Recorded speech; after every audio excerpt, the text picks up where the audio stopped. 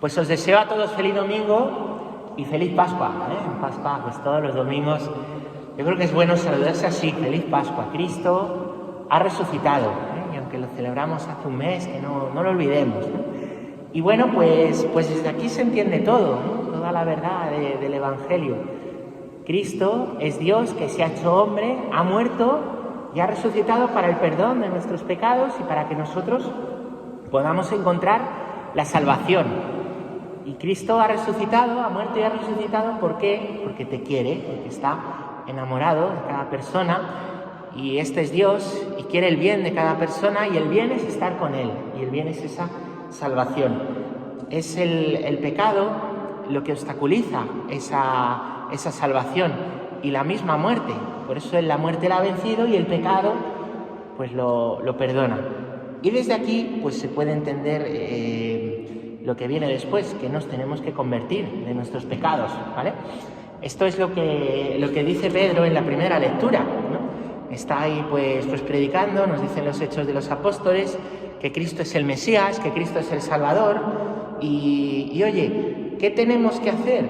Hermanos, preguntan, ¿qué tenemos que hacer para seguirle? Convertirnos, ¿no? y ser bautizados. Entonces el bautismo nos ha puesto en un camino de conversión que termina en la vida eterna. El bautismo puede quedarse sin desarrollar, y así lo explica, ¿no? la Iglesia en el ritual de bautismo, ¿no? Se da el bautismo, pero la persona no lo desarrolla. Entonces, ¿qué pasa? Pues que esa persona está bautizada, pero no convertida, ¿no? No hay conversión.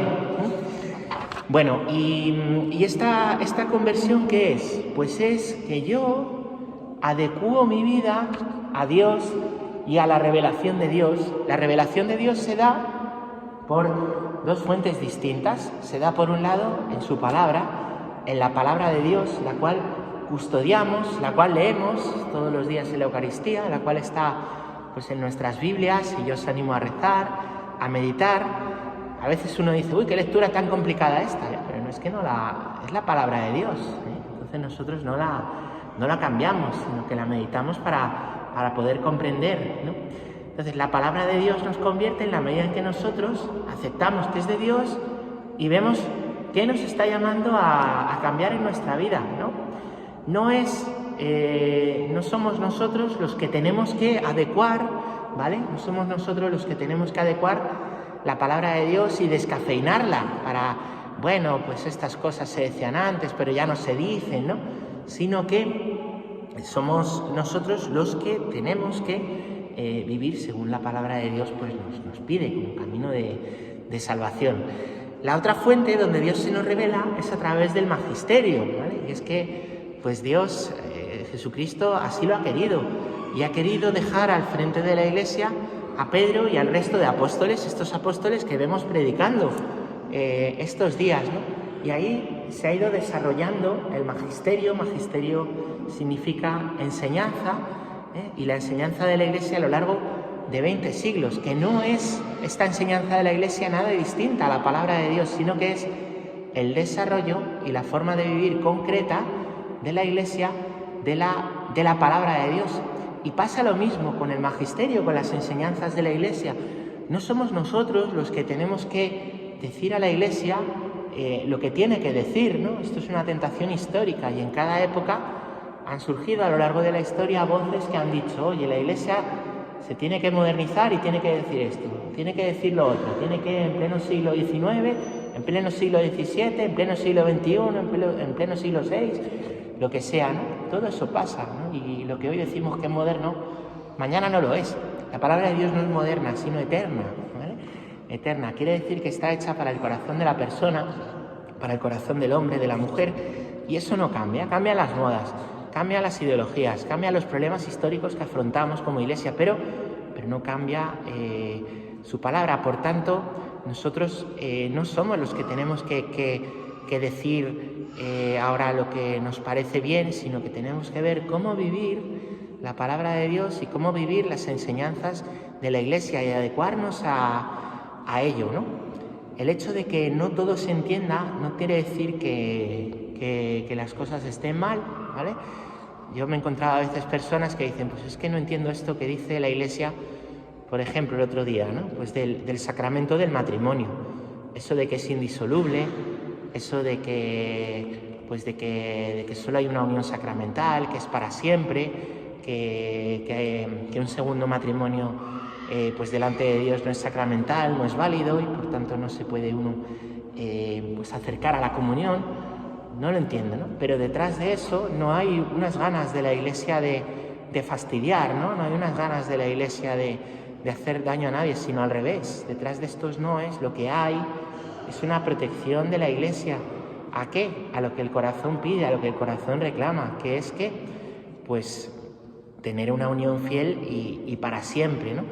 El hecho de que a veces esas cosas no se hayan vivido, no sean sencillas de vivir, no quiere decir que el corazón no pida otra cosa, y la Iglesia tiene que custodiarlo y tiene que custodiar el mandato del Señor, ¿no? De la unión hombre-mujer indisoluble, ¿no? Así lo dice Cristo en el Evangelio de San Mateo, ¿no? Por tanto, la Iglesia defiende esto, ¿no? Lo defenderá siempre, ¿no? Pues es un ejemplo de cómo somos nosotros los que tenemos que buscar, cuando la Iglesia dice algo, por qué lo dice, ¿no? Y no forzar a que la Iglesia diga otra cosa, ¿vale? Eso es importante, tanto para los pastores como para los fieles, ¿no? Hoy se habla, y Cristo habla, que hay un pastor, que es Él, que también es la puerta, ¿no? Y habla de un rebaño, ¿no? Las ovejas. Y yo creo que aquí hay pues una enseñanza muy hermosa, muy buena, muy certera, tanto para los pastores como para los laicos, ¿no? Por un lado, los pastores, nosotros los sacerdotes, estamos llamados a enseñar lo que dice la Iglesia, no nuestra opinión personal. No, es que a mí me parece mejor lo otro, ¿no? Un pastor que enseña lo contrario a la Iglesia no es un pastor bueno, no es un pastor bueno.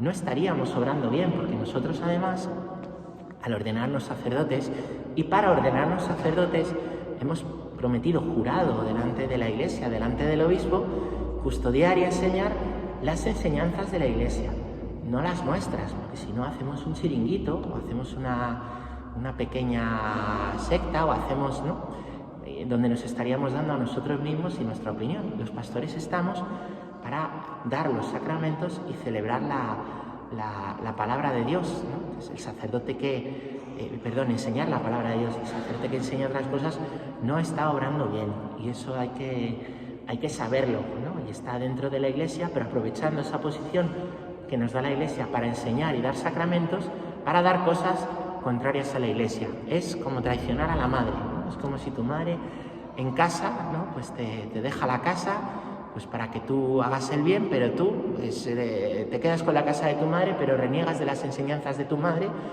porque te pones a ti en el centro, porque a ti te parece, ¿no? Pues es así de grave. Ya a San Agustín le preguntan, en el siglo IV hay controversia, ¿no?, porque hay sacerdotes, obispos que enseñan cosas contrarias, ¿no?, a la doctrina de la Iglesia, las famosas herejías, ¿vale? Y ya le preguntan pues a San Agustín, oiga, pero nosotros estamos yendo a estas Eucaristías, estamos recibiendo el perdón de estos sacerdotes, el bautismo, el matrimonio, ¿esos sacramentos valen? Y San Agustín responde que sí, y la Iglesia, que sigue esta doctrina, responde que sí, ¿no? Un sacerdote, la mayoría de sacerdotes, pues enseñan lo que da la Iglesia y enseñan ese bien, ¿no? Pero un sacerdote puede enseñar lo contrario y, sin embargo, estar haciendo enseñanzas ilícitas. Ese sacerdote está celebrando válidamente los sacramentos. Si tú te encuentras una vez con un sacerdote que enseña lo contrario, lo que no es, esos sacramentos que celebra sí son válidos. ¿Por qué? Porque el Señor es fiel a lo que da, y el Señor lo que le preocupa es la salvación de las personas, la salvación de nosotros, ¿no? Y para eso se dan los sacramentos. Quiere eso decir que cuando yo recibo la Eucaristía, pues estoy recibiendo a Dios mismo, independientemente de la santidad de quien me la da. Y cuando yo he recibido el bautismo, estoy recibiendo el inicio del camino de conversión de Dios, independientemente de cómo era el sacerdote que me lo ha dado, ¿no? Y eso es porque el Señor le preocupa la salvación y porque el Señor es muy fiel a lo que da. Y el Señor, cuando da la potestad de celebrar los sacramentos, no la retira, aunque sea un sufrimiento para Él que el sacerdote enseña otra cosa, ¿no? Y después, pues decía yo, también hay una enseñanza, yo creo, pues para el laicado, ¿no? Para vosotros, para los que no sois sacerdotes, ¿no? Que es que yo veo una cosa, ¿no? La verdad es una, es la verdad de Dios, ¿no? Y hay una puerta de entrada, ¿no? La puerta de entrada al cielo es seguir el camino del Señor. Así lo dice Cristo, yo soy la puerta. Cuando dice yo soy, ¿vale? Lo que está diciendo Jesús, se está poniendo como Dios, porque también en el Antiguo Testamento se revela, ya sabéis, se revela Dios en la zarza de Moisés como yo soy el que soy. Entonces, cada vez que escuchamos a Jesús, normalmente en el Evangelio de San Juan, decir yo soy el camino, yo soy la verdad, yo soy la vida, yo soy el buen pastor, yo soy la puerta, como dice hoy, un judío que le escuchase estaría diciendo, ¿está diciendo que es Dios? Pues sí, lo que está diciendo es, yo soy Dios y hay un camino para entrar al cielo, es el mío. Entonces nosotros, pues tampoco debemos buscar acomodar las enseñanzas de Dios y lo que nos parece mejor, ¿vale? Igual que un sacerdote no debe hacerlo, un laico tampoco, ¿no? Esto sí, esto no, esto sí, esto no, ¿no? El hecho, como decía antes, de que no todo se comprenda en el momento o de que no todo se viva en el momento, no quiere decir que la enseñanza esté mal, ¿no? Me decía una persona, es que yo esto que dice la Iglesia sobre esto, pues no es. ¿Tú cuántos años tienes? Pues tengo 25. Tú a tus 25 años, entiendo que no lo comprendas, pero tú sabes más a tus 25 años de lo que sabe la Iglesia en 2000 años, ¿vale? Por lo menos eso puede demostrar orgullo o soberbia, ¿no? Entonces, pues también nosotros debemos saber eso, ¿no? Tenemos que ver que la enseñanza de Dios es íntegra y que todas las enseñanzas recogidas en el Evangelio, por el Magisterio, pues son para bien y son por algo, no quedarnos con algunas sí o con otras no. San Francisco de Asís habla de vivir el Evangelio sin ninguna glosa, ¿vale? Vosotros muchos sois padres, sois abuelos y se sufre por educar, ¿a que sí? Estoy seguro que sí, que muchos de los sufrimientos vienen por eso, porque uno sufre al que quiere. Y se sufre por los hijos toda la vida, eso es así, se sufre por los hijos siempre, ¿no? Porque les amamos, porque les queremos, ¿no? Y si yo os preguntara qué es educar, pues me diríais muchas cosas y seguramente que muchas de las cosas que saldrían, muchas de las respuestas serían pues que educar es querer, que educar es corregir, que educar es estar y permanecer y perder tiempo, gastar tiempo, mejor dicho, ¿no? Con los hijos, con los nietos, ¿no?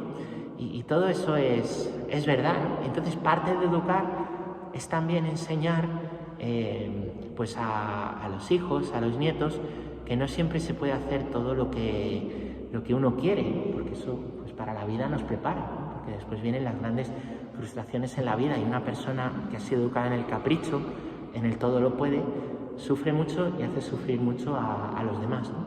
Pues la Iglesia, que es madre, como os decía, también nos educa, también el Señor sufre por nosotros y en ese educar pues es lo mismo, también nos enseña que hay un camino bueno y caminos que son malos, ¿eh? Y a veces el camino bueno no es el más fácil porque nos exige convertirnos, nos exige abnegarnos, nos exige la conversión al perdón, nos exige la voluntad de Dios, ¿vale? Pero no en una exigencia aplastante, ¿no? Sino en un decir, mira, este es el camino bueno y es que no hay otro, este es, ¿no? Pues también la Iglesia como madre en muchas ocasiones, ¿no? Veréis que continuamente pues uno para vivir el Evangelio muere a sí mismo y muere a los demás, ¿no? Para dar vida, ¿no? Pues es verdad, pero la Iglesia pues esto lo permite para que nos podamos educar en sus enseñanzas y para un bien mayor, que es el de ir al cielo, ¿eh? Entonces la verdadera educación no es la que dice todo está muy bien, sino la que dice yo quiero tu bien, y tu bien es la salvación. Y por eso el Señor se ha revelado, para decirnos no todo es lo mismo, no todo da igual, sino que hay un camino bueno, y quiero que vayáis por ahí porque quiero salvaros, ¿eh? Pues que el Señor aumente nuestra fe, que el Señor aumente nuestra caridad, que el Señor aumente también nuestra esperanza. Y todo esto, como os decía, hay que entenderlo desde la primera verdad. Dios te quiere como eres, ha muerto por ti y ha resucitado.